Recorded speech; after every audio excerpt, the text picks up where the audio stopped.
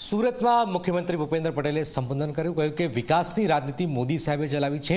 પાણી, light, road, રસ્તાની સ્થિતિ ભાજપમાં આવી છે અને સુધરી છે। કોંગ્રેસ માત્ર કામમાં જ ભૂલો કાઢે છે।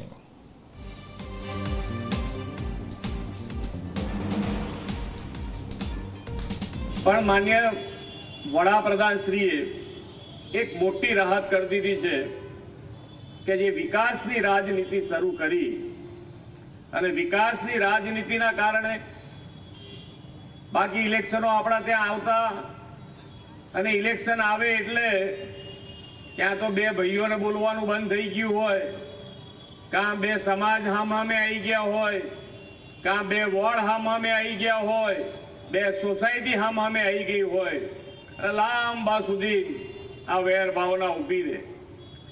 પણ આ વિકાસની રાજનીતિના કારણે તમે કરેલા કામો બતાવો, તમે જે કર્યું છે એ કામ લઈને આવો અને વોટ લઈ જાઓ।